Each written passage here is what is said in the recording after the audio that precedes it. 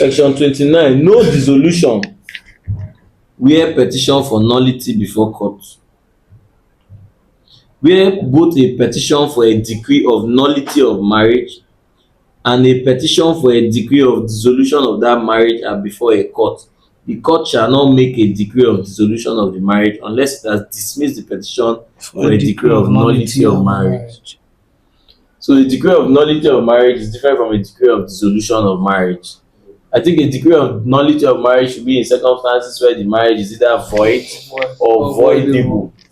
So we read those sections yesterday where maybe the marriage was entered into by fraud, duress, misrepresentation, and all of that. Those marriages are void or voidable. So I think there should be circumstances where we would rather file for nullity because to nullify the marriage. While there are circumstances we will file for dissolution.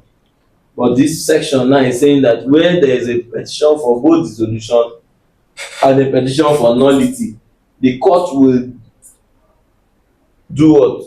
Will not make an order for dissolution until the. So I think it's just like one that said the court will adjourn sine die. Until the. It's like how do they call it?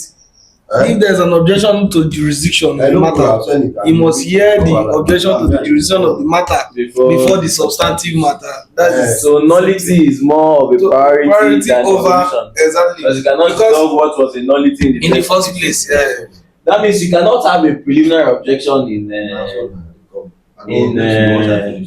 don't know petition for dissolution of marriage. I think you can.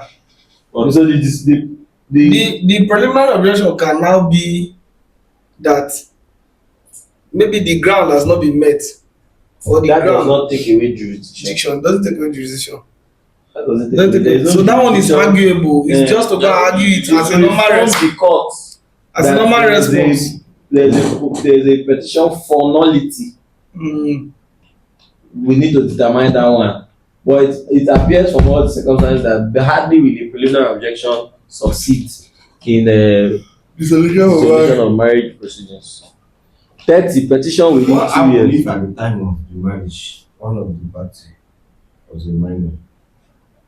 But at the time the proceedings. Voidable marriages is marriage to a person who at the time was not of a marriageable age. We saw that yesterday. Yesterday we saw that. So if the person is not of a marriageable age, the marriage is voidable. Which is at the instance of that person who, if the person comes, the person could have been of a non-marriageable age, but is now of a marriageable age and is ready to continue. She's still enjoying shift. So except the person is just want to need to watch shift. Except the person is not of a marriageable age, and then the person is not comfortable to continue, then brings this position, and that one will apply for nullity of the marriage, not for dissolution. It's void, not voidable. Okay, you've checked it, section what? 3. So the age matter is void, not voidable. It's void. That means there was no marriage at that time. So it's not at but what if you are not enjoying shift? What if you are not enjoying shift at that time? There was no marriage.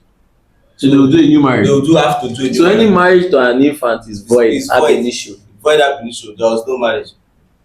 Oh, that means I'm not gonna marry this man. Check voidable. Yes, sir. Voidable is where voidable too.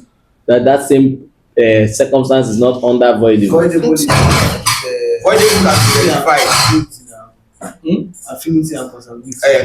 Voidable can be rectified, but void. There was no marriage.